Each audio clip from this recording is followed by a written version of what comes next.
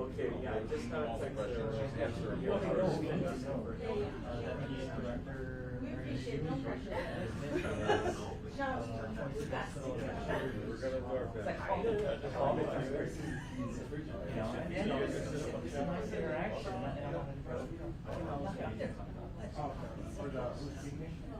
Oh, no, so Joel was There was some funny art checks. well,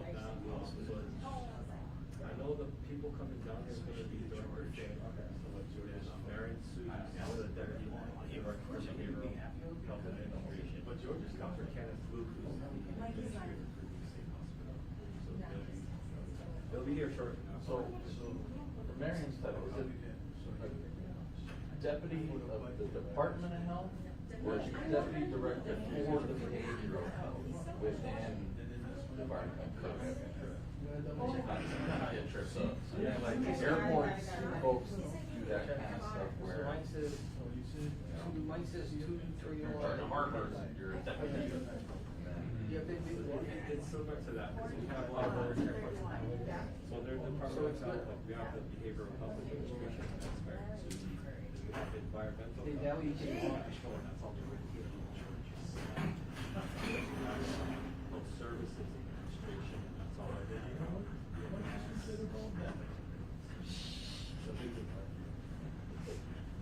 So there is a director of behavioral health. And that's technically, that's definitely there's last week. There's no issues to it.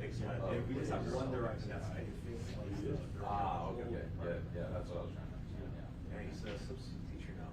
It's kind of like. Yeah. Highways. Harvard. Right. And one free. You already have a script. One couple, couple. First day. The other guy was teaching special assistance. Also kind of.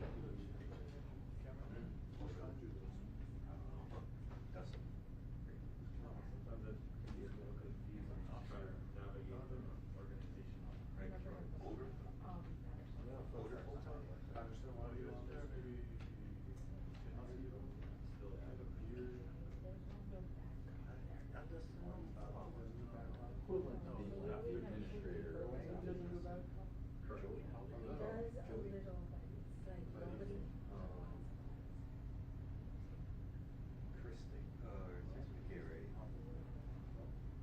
So I think it was around Oscars, and Oscar was around that time. Well, yeah.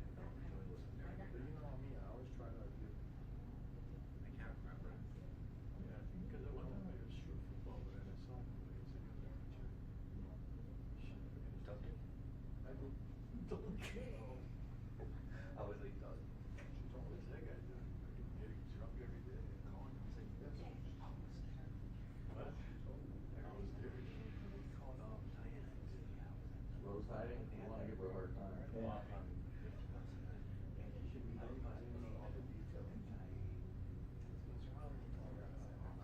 think it was that one. I think it was right now. You reached out. You reached out. No, I think too. I know he's close to Diana, that's why. No, Diana, what did you work with? He's playing hockey now. He's Canada State. Right. That was the Paris one.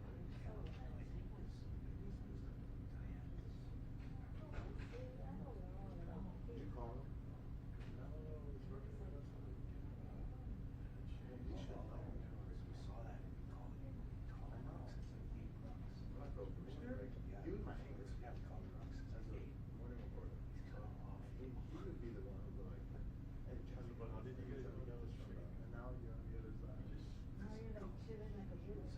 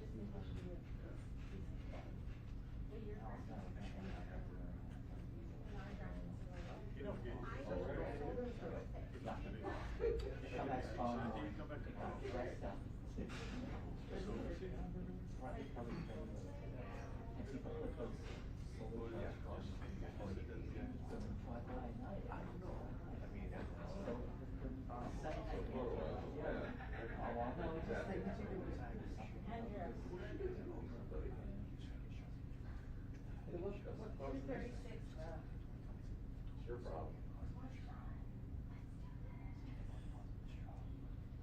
Okay, they're heading down now. Thank you so much for your patience. You guys are patient. Set that on here. Everybody has a 4 o'clock Because show. everybody has a freaking 4 o'clock. So it's, when it The 4 comes o'clock down, show just sucks. when it comes down to 2:30, I mean 3 o'clock, we're, yeah. That's why the HFD was doing their, why are you guys doing the 4 o'clock press conferences? Doing like, where? I'm like, A lot of leg kind of set up properly.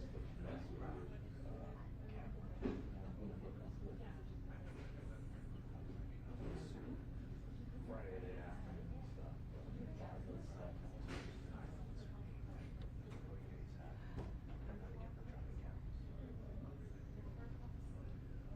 Four o'clock's just practice, right? It's like warm up practice. Well, I think if they don't like what they see in the 4, what's gonna make them come back to the 5? That's what they, that's Who what is the home boss at 4 o'clock? The moms.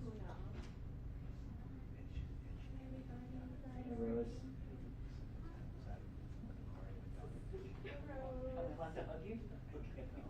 Or I got my shots. You're in a hazmat suit. It's a jacket. No, are you, you must be freezing. But yeah, I just wanted to remind everybody to please, silence or turn off your cell phones. And, they should be heading down shortly, so please hang tight. Thank you.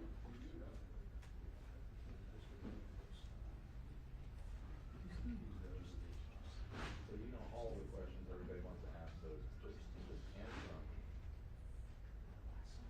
Never mind letting us go.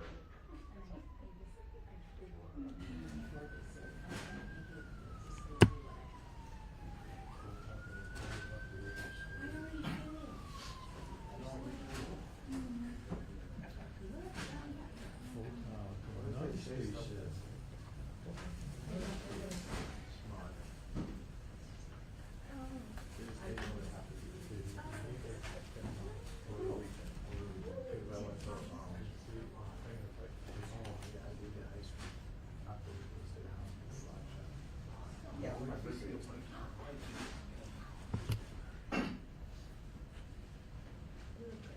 Don't even tell, don't stand.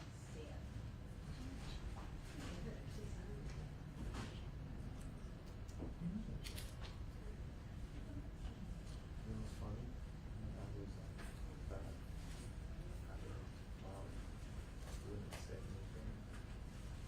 And then lost the weight, then I was there. But he said, like, when I was reading this, I wouldn't say like, what you doing? Like, big guy, you know? And then when I lost weight, he didn't know he did that because like he like he was trying to be like appropriate. No problem, right? Oh, Thank you. You don't say, I don't eat no stinking blank. What, what? Because the first thing is, I don't eat no stinking card. What do you cut? I don't eat no stinking pocket cap. Yes, pocket cap. I don't eat your stinking cold dog. I get it. He went out for the quarter wall. We will be screwed in like 20 minutes and then we'll be screwed. I'll be fast. Like shot, nothing. Yeah, yeah. Like, we were at the hospital. Just do it tomorrow. I used to think it was my birthday. It's called New Year's. Yeah. He didn't know what it was. See, you didn't know either. Oh, you know. No. Ah, I think it's gotta be. Are you gonna line up?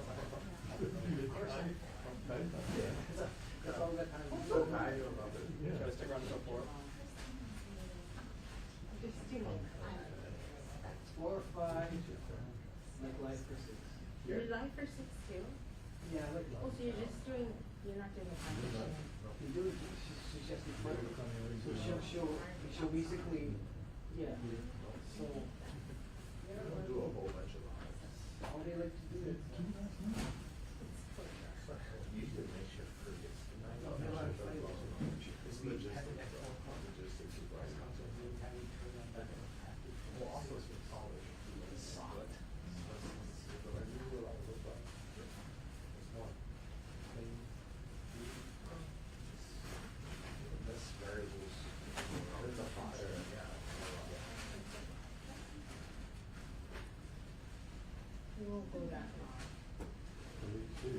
back right now? Sure.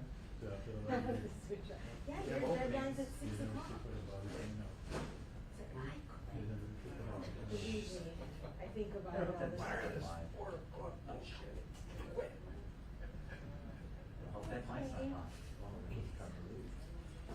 They're on their way, so just in a few minutes.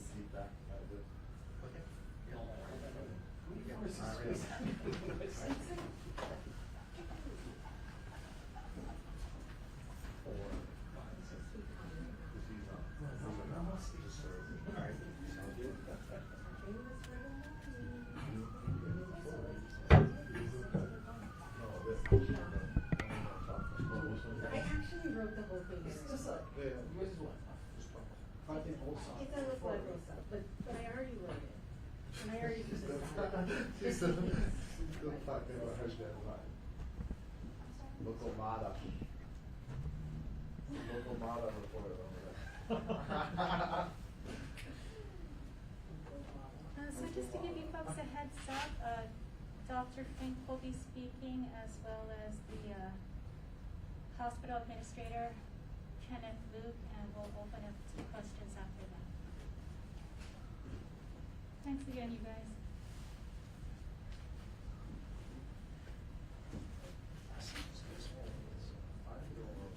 Oh, yeah. That was Bruce Anderson.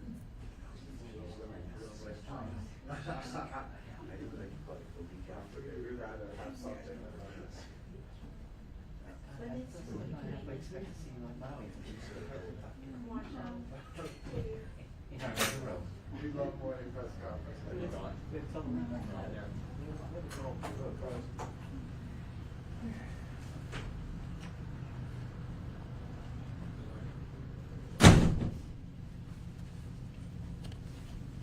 Okay, good afternoon, everyone. Thank you for coming. Dr. Fink, Dr. Kenneth Fink, and Hawaii State Hospital Administrator Kenneth Luke will be addressing this incident. Thank you.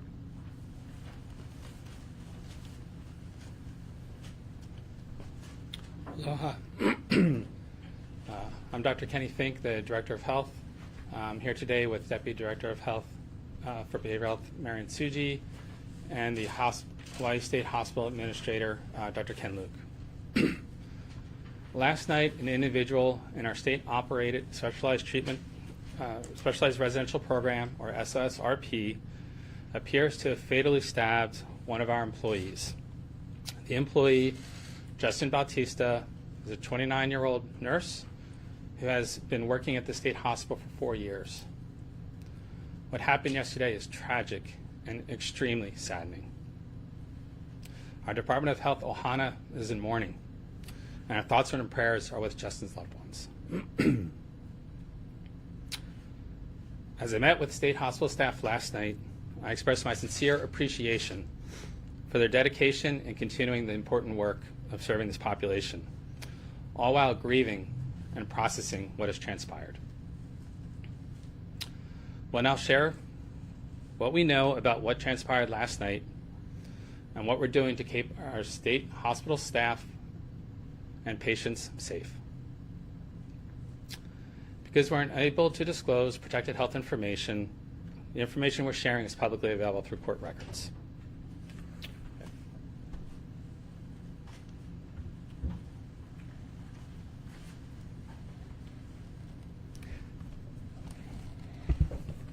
Good afternoon, everyone. I'm Dr. Kenneth Luke. I'm the Hawaii State Hospital Administrator. I'm going to apologize right up front and to say there are more questions than I have answers. There's an active police investigation going on right now. We don't know the results. We don't know when it's going to be completed.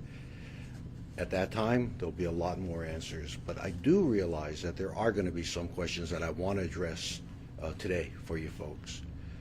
I think the public's going to want to know, how did this happen? The state has put a lot of money into mental health. There's a brand new state-of-the-art facility that opened about 2 years ago.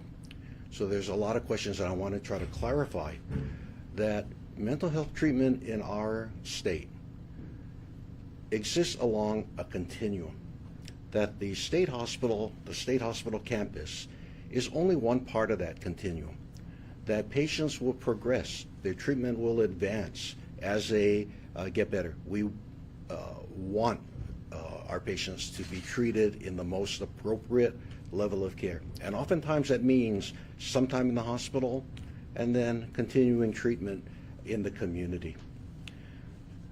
What I want to describe is the suspect in question was treated at Hawaii State Hospital. He's actually had a history of being treated on multiple occasions and did show a response to treatment. He was able to transition back into the community successfully before. And on this time, once again, in August of this year, he was able to transition out. Now, the community might say, well, with the high census at the hospital, you know, is there some pressure to move people out, move them out inappropriately from the hospital to the community? And I want to assure the community that that is not the case. We have well-qualified doctors, well-qualified nurses that do a clinical assessment of people who are ready. This includes looking at their behavior over a period of time, their acceptance of medication, how they cope, how they get along with others. And in this case, the patient in August did appear to be ready for discharge. In addition to our treatment teams, the courts actually issue permission for somebody to move out of our hospital. And before the courts issue that permission, they appoint a panel of examiners, independent examiners, not affiliated with the hospital, to examine, to look at the risks, to ascertain whether somebody can move on. And that's what happened in this case. And the examiners were unanimous that the patient was ready to move on. We can move patients from Hawaii State Hospital to a whole variety of locations. Many times they can go back to their families. Sometimes they go to group homes. And sometimes, when we want to be especially cautious, they go to what's called a specialized treatment facility. And that's where this patient was put. It was called our SOSRP, State-Operated Residential Program. Let me repeat that. State-Operated Specialized Residential Program. And this program offers 24-hour supervision and treatment that occurs during the day. And he was successfully there for 3 months before this happened. We reviewed it. Again, the answers are forthcoming. Investigation is ongoing, but for now, we do not, we did not see evidence that this was going to happen. This seemed to be an unanticipated and unprovoked incident. The nurse who lost his life, a good man, well respected, well loved by everybody who knew him, is a great loss to our organization. Now, to move on, the hospital is designed to support transitions of care. It's designed to get people from the most acute level of care to stabilize them, and then to provide them psychosocial rehabilitation so they can eventually re-enter successfully into the community. The new patient facility that we all have heard about, approximately 150 beds. That's where we do acute stabilization. Highly secure, highly staffed. This patient started off there. As they improve, they will progress through the continuum, and we have units, we call it the lower campus, that provides inpatient psychosocial rehabilitation. And a patient has to qualify through behavior, through treatment acceptance, that they are ready to move from that new building to the lower campus. Still secure, but more focused on psychosocial rehabilitation and community reintegration versus stabilization. So the patient was able to succeed there. and then after a time earned transition to the SOSRP. At that time, he was no longer a Hawaii State Hospital patient. He was a former patient, still on our campus. You say, how come? Isn't the whole campus the hospital? No, we have a continuum of care. As as I had mentioned, there's a continuum of care throughout the community. There's a mini continuum of care on the Hawaii State Hospital campus. There's a new patient facility. There's a lower campus that focuses on psychosocial rehabilitation. There's that specialized treatment facility, SOSRP, that's a step down. Again, supervised living, day programming. There's 3 group homes on our campus. They're not under the management of Hawaii State Hospital, but they are part of our campus. So a mini continuum, and patients progress on there. This is so people who are ready to leave the hospital, but maybe not quite ready to go in the community, we can safely discharge them, but yet keep them on our campus. So with that said, I want to make sure that I've been clear, and I'm going to return it to Dr. Fink, but I'd be happy to entertain any questions afterwards. Thank you very much.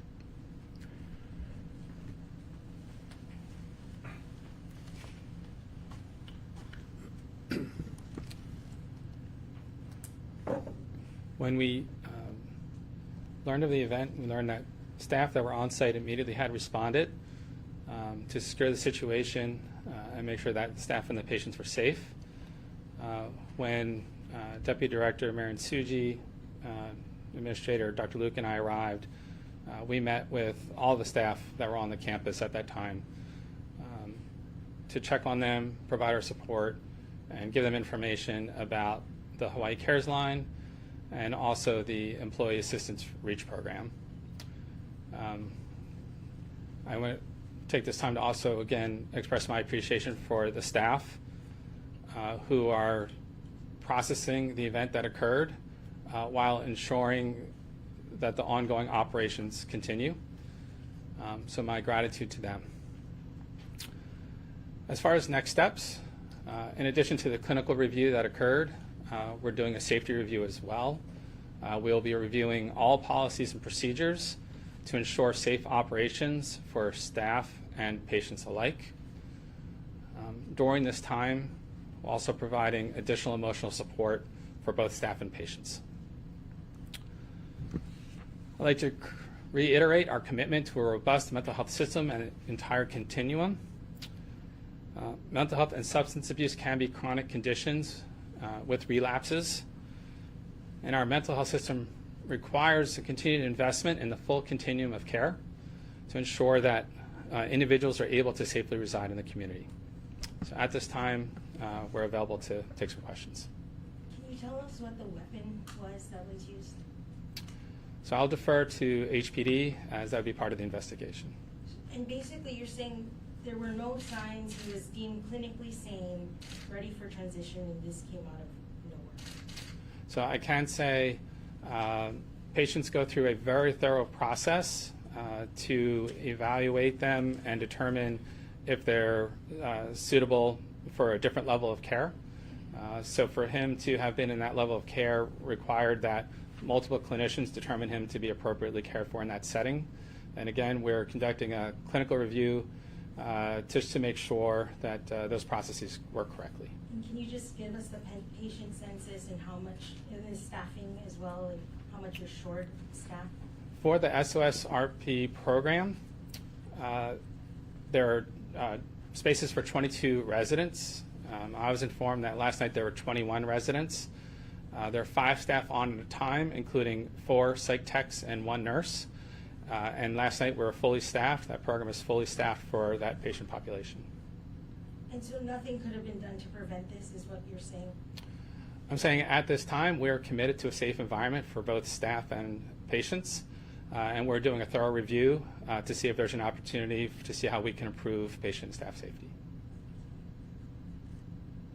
So no idea yet on how he was able to get that weapon. Are they allowed off campus, these residents in these transitional facilities? Great. I'll pull up Dr. Luke. So Why don't you talk about part of the transition and programming and how access off the site? Thank you. It's a good question, and thank you. To clarify, that the new patient facility, that new building, the security is state-of-the-art. The other parts of the hospital, high security. The specialized treatment facility, which is not part of the hospital, even though on the grounds, is not considered a hospital. It's considered more of a group home. Therefore, the security procedures are not robust like the hospital. But it's a good question. So they can leave? They can. The hospital patients cannot, but the individuals residing in the SOSRP can earn privileges to go off campus. It's not secure. You can walk off of that campus, but you can earn it. The patient was stable, as I had said. He had earned that right to go off campus and had actually had done so yesterday afternoon, gone off campus and come back. So it's possible you could have got it by leaving? Correct. I don't know that, but correct. Dr. Luke, will the transitional housing need or get more attention to enhance security following this incident? Yes, and this is a tragedy, but if this tragedy stops individuals from being transitioned to the proper level of care, if it ends up with people being left to be institutionalized at Hawaii State Hospital, then it's a double tragedy that we cannot let this get in the way of appropriate transitions. But with that said, Dr. Fink has said he's ordered a top-down safety review. How can we do this as safe as reasonably possible? We believe that the safety protocol was there, but like you had said, maybe there's enhancements that need to be considered, and that is going to be what we look for. For Dr. Luke or Dr. Fink, has something like this ever happened before where an employee on the campus has, been killed on the job? No, not to our knowledge. Is there anything that you're doing immediately while this review is going on to prevent any sort of, other incidents? I don't know, are you on high alert, in other words, So we've moved a quarter of the patients in that SOSRP elsewhere. So we've reduced the census. We've increased the staffing. We've done what you might call a safety stand down, that the operations have to continue, but anything non-essential is being put on pause. We've conducted a safety committee, a work group, to examine every administrative and clinical policy to make sure that we're not missing anything. And that's going to continue for 48 hours. And I do want to add, on top of the safety stand down, we've made taking care of the emotional needs of our staff and our patients the highest priority going forward for the next several weeks until we get through this. Where were those patients moved? We moved them to another program on our campus, a supervised group home as well. And you said staffing increased as well? How many Correct. people and what types of positions? I'm sorry. Oh, you said you had temporarily increased staffing also? Yes. So we're, on average, 5 staff members per day shift and evening shift, and 3 on nights. We're trying to bump that to 7 during the day and evening, and 5 at nights. And again, this is at a reduced census because we moved patients off. so patients for 48 hours won't be able to go off campus? Is that part of the safety stand down? We have not made that, we've not made that rule.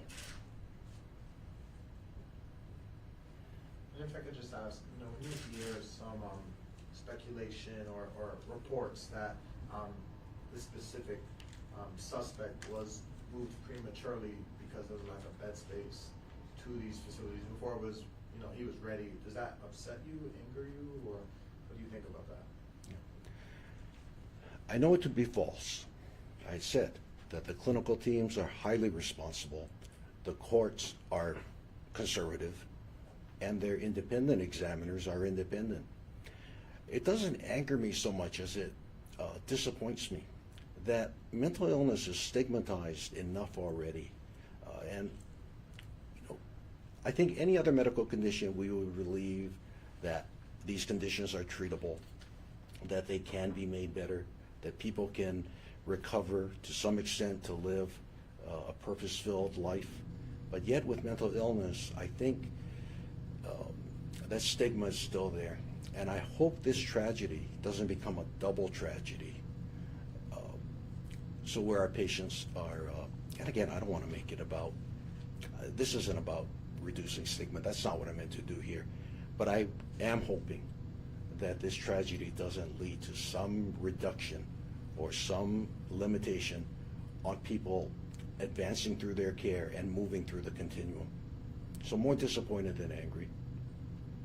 Can you tell us how many inpatients the hospital has right now? 325. And what is the total capacity?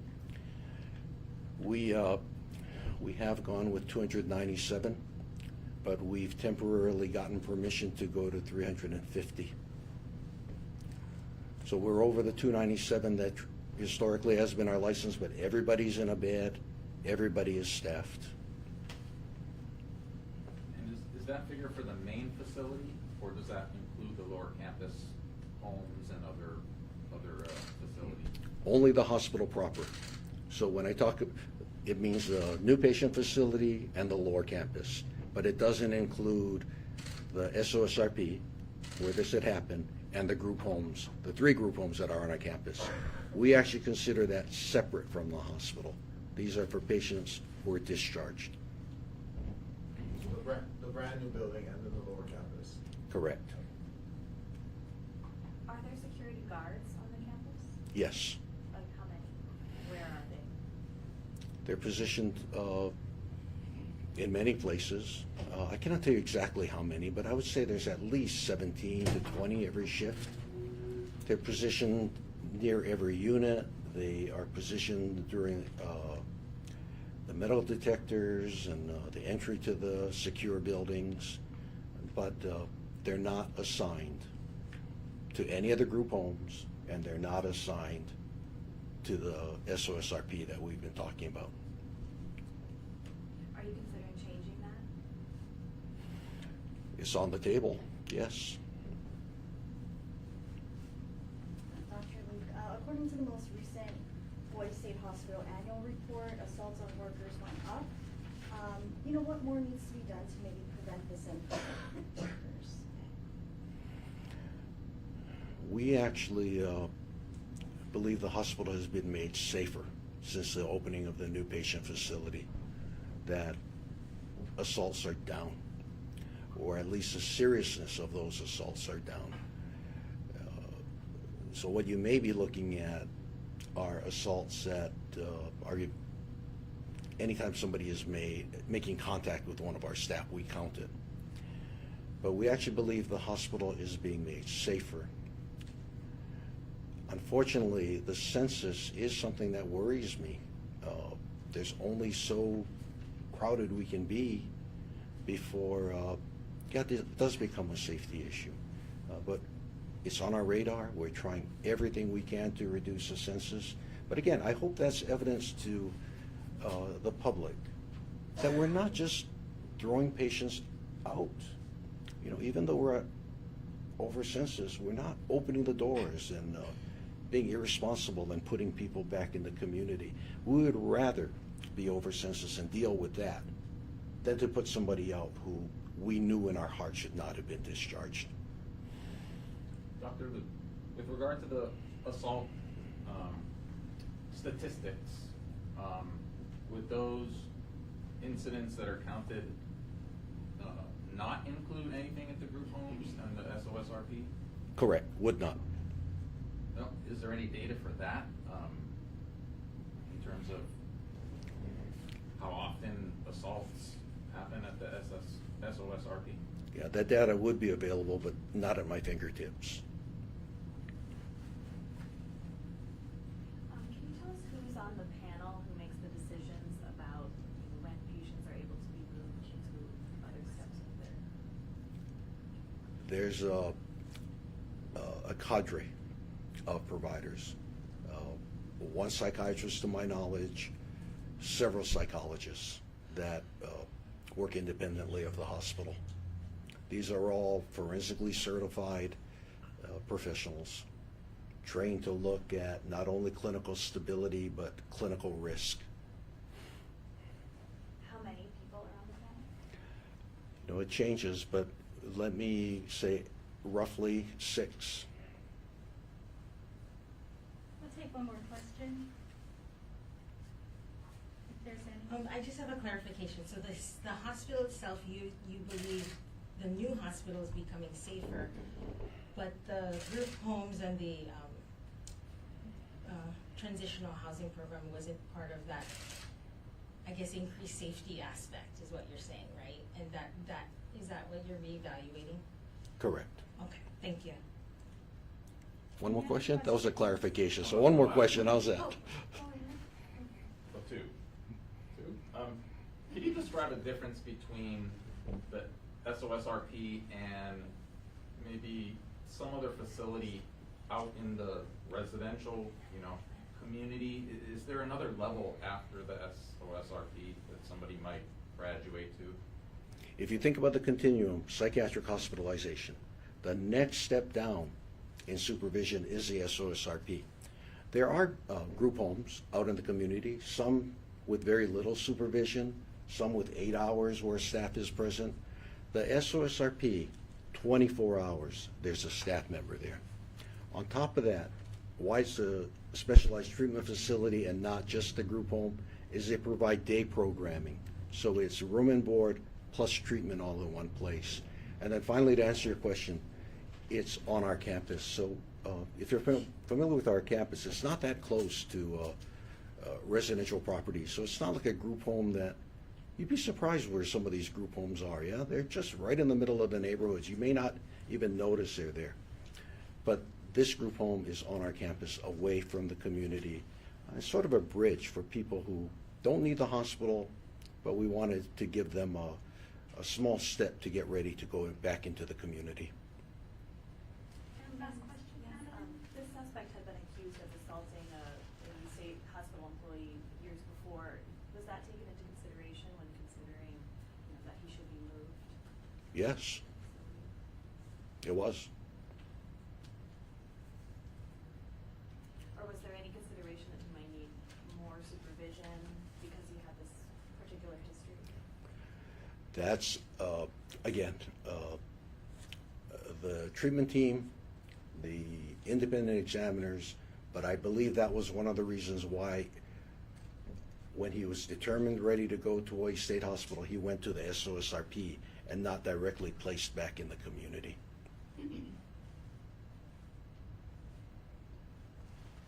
Well, thank you, everybody, again, for being here.